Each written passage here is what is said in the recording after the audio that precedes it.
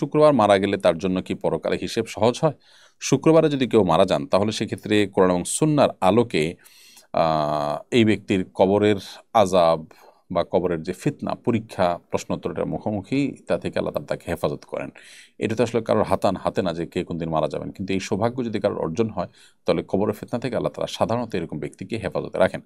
So জুমার দিন মারা গেলে এই সুফলটা পাওয়া যাবে, কিন্তু এর মানে এই না যে পরকালে হিসেব সহজ হওয়ার কথা বলা হয়েছে। হ্যাঁ, এটা ঠিক যে কারো যদি কবরের ফিতনা কবরের পরীক্ষা থেকে আল্লাহ তাআলা মুক্ত রাখেন, আশা করা যায় যে পরবর্তীতেও আল্লাহ তাআলা তার জন্য বিষয়গুলোকে সহজ করবেন।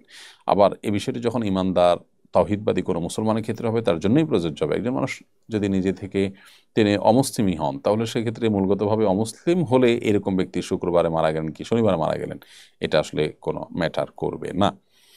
বিধায় জুমার দিন মারা গেলে তাদের কবরের যে ফিতনা সেটা হবে না, বা কবরের যে পরীক্ষা সেটা থেকে তারা মুক্ত থাকবেন ইনশাআল্লাহ তাআলা। বাচ্চাকে 2 বছরের বেশি সময় বুকের দুধ খাওয়ালে কি পাপ হবে? না খাওয়ালে কান্নাকাটি করে এবং সিন ক্রিয়েট করে। বাচ্চাকে 2 বছর আমরা দুধ পান করাতে পারবো, আমাদের মায়েরা দুধ পান করাতে পারবেন।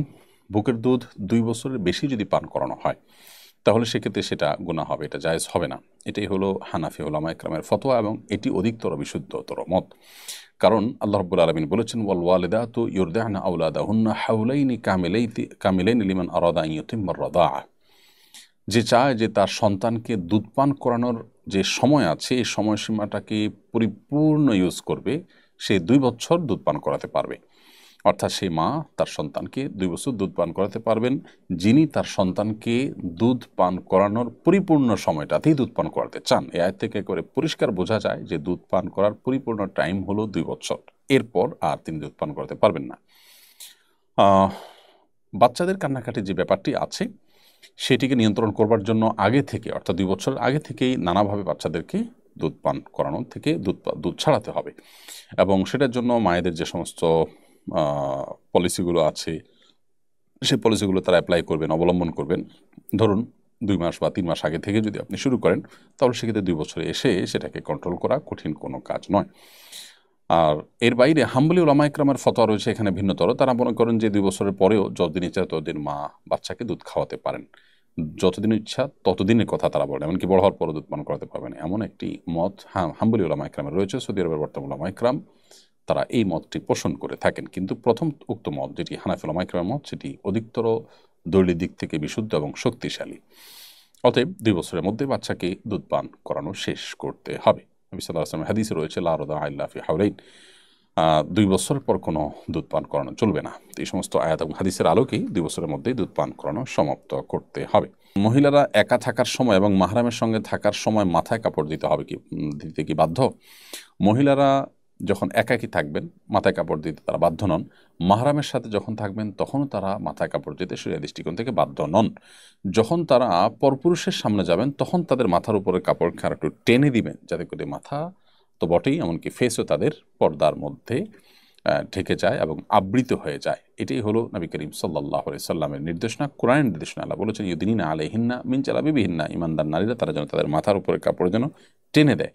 এটা হলো গায়রে মাহরামদের সামনে। মাহরামদের সামনে বাবা ভাই তাদের সামনে মাথার উপরে কাপড় না থাকলে গুনাহ হবে না। তবে সামাজিক শালীনতা, সামাজিক যে সৌজন্যতা সেই জায়গা থেকে বাবা ভাই অন্যান্য মাহরাম স্বামী ছাড়া অন্য যারা আছেন তাদের সামনে যথাসম্ভব মাথার উপরে কাপড় দিয়ে রাখা এটা সামাজিক সৌজন্যতার খাতিরে উচিত এবং উত্তম কাজ, বাট এটা কোনো শরীয়ী দৃষ্টিকোণ থেকে ফরজ ওয়াজিব নয়। যদি কেউ মাথার কাপড় না রাখেন বাবার সামনে ভাইয়ের সামনে কোনো গুনাহ তার হবে না।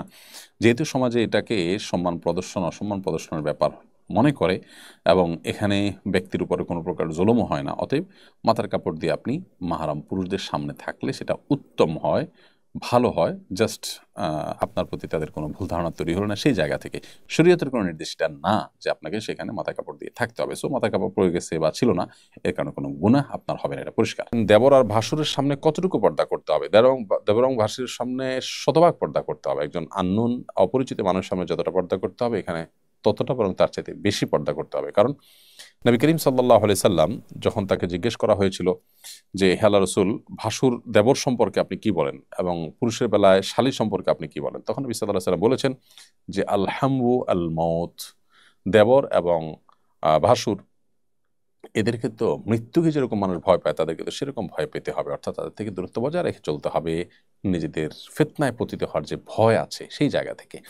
ঠিক একইভাবে পুরুষের জন্য শালিকা থেকে এরকম দূরত্ব বজায় রেখে চলতে হবে, মৃত্যু থেকে যেরকম মানুষ দূরত্ব বজায় রাখে। এখান থেকে বোঝা গেল যে সাধারণ যে মানুষজন আছে তাদের সাথে আমাদের যে ওঠা বসা আছে, তাদের সাথে যে আমাদের চলাফেরা আছে, সেই চলাফেরাটা ক্ষেত্রে আমরা যতটা সতর্ক, পর্দার বিধায় আমরা যতটা কনসার্ন আছি, এখানে আরেকটু বেশি আমাদেরকে দায়িত্বশীল হতে হবে, কারণ এখানে ভয়টা আরও বেশি। কেউ কোরআন ও রাসূলকে অপমান করলে মুসলমানদের রিয়াকশন কেমন হওয়া উচিত? কেউ যদি নবী করিম সাল্লাল্লাহু আলাইহি সাল্লামকে অসম্মান করে এবং তার এই অসম্মান করার পর তিনি যদি মানহানিকর কিছু বলার পর তিনি যদি তওবা না করেন বা তওবার সুযোগ পাওয়ার পর তিনি তওবা না করেন, তাহলে তাকে ইসলামের বিচার ব্যবস্থা যদি থাকে তাহলে তাকে বিচারিকভাবে মৃত্যুদণ্ড দেওয়ার নির্দেশনা শরীয়ত দিয়েছে। যদিও অনেক ইমামদের মতে নবী করিম সাল্লাল্লাহু আলাইহি সাল্লামের বিরুদ্ধে অপমানকর কথা বললে, অবমাননা করলে, গালমন্দ করলে এই ব্যক্তি তওবা করলে আল্লাহর কাছে মাফ পাবে, আখিরাতে সে নাজাত পাবে, কিন্তু দুনিয়াতে তার উপরে শাস্তি তারপরও কার্যকর হবে। এটা অনেক ইমামদের মত। যদিও হানাফি উলামা কিরামের মুফতাবি কওল বা যে সিদ্ধান্তটা চূড়ান্ত এবং যেটার উপর আমল রয়েছে সেটা হলো যে তওবা করলে আল্লাহ তাআলা তাকে মাফ করবে এবং দুনিয়াতেও তার বিচার হবে না। অতএব এটা বিচারিকভাবে কার্যকর করতে হবে। বিচারিকভাবে কার্যকর না করে যে কেউ যার যার মতো করে সেটাকে কার্যকর করার চেষ্টা যদি করেন তাহলে সমাজ অস্থিতিশীল হতে পারে। যদি কেউ এরকম ব্যক্তির শাস্তি কার্যকর করে ফেলেন এবং সে ব্যক্তি আসলে সে দোষী হিসাবে সাব্যস্ত থাকে, তাহলে সেক্ষেত্রে ইসলামী শরিয়ার বিচার ব্যবস্থা অনুযায়ী ওই ব্যক্তিকে হত্যার বিনিময়ে হত্যার যে দায় সেটা থেকে তাকে মুক্ত করা হবে বা মুক্তি দেওয়া হবে। এটা হলো বিধান।